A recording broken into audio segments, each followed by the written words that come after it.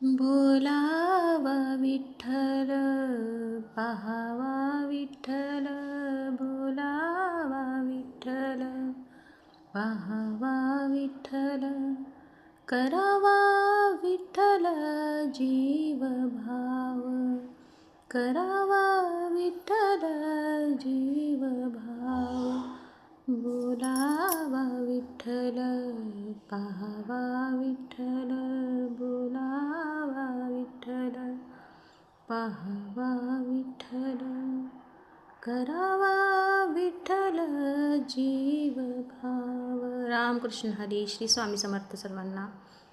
तर छान अशी हिरवीगार अशी भाजी शिजून पण कशी राहिलेली आहे बघा.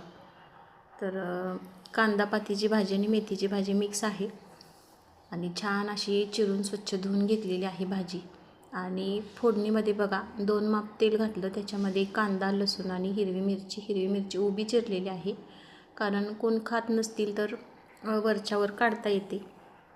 आणि ही बघा 5 मिनिटे त्या फोडणीमध्ये मिक्स करून व्यवस्थित घ्यायची.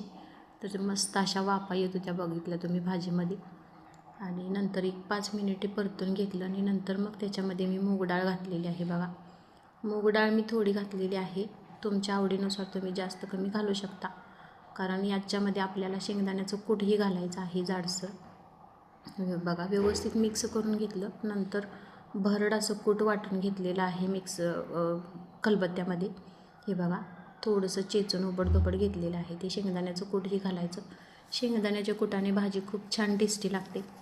आवडत नसेल तर स्किपही करू शकता, पण मुलांना आवडते म्हणून मी शेंगदाण्याचं कूटही घातलेलं आहे. आणि थोडंसं पाणी घालायचं भाजीच्या अंगापुरतं फक्त शिजण्यासाठी. थोडंसं जास्त पण भाजी शिजवण्याच्या मागं लागलं की सगळं भाजीतलं अंश निघून जातात आणि हिरवी अशी भाजी राहत नाही. कलर सगळा बदलतो, पिवळट कलर पडतो. तर आपल्याला अशी हिरवीच भाजी दिसली पाहिजे. अशा बेतावरती फुल गॅसवरती शिजवून घ्यायची आहे. तर हे बघा 10 मिनिटात भाजी आपली तयार आहे आणि पाणी पूर्ण आटलेलं आहे बघा त्याच्यामधलं. आणि भाजीही कलर बदललेला नाही. तर या अशा पद्धतीने भाजी नक्की करून पहा. तुम्ही भाजी कशी करता तेही कमेंटमध्ये सांगा. आणि ही बघा छान अशी मिक्स करून घेतली. आणि मुलांना पालेभाज्या तर खूप महत्त्वाच्या आहेत आणि त्या जास्त शिजवत बसणं काही योग्य नाही. तर थोडीशी अशी अर्धी कच्ची शिजवून घ्या आणि व्हिडिओ बघून कमेंट करा. आणि या चपाती भाजी खायला. व्हिडिओ बघितल्यासाठी धन्यवाद.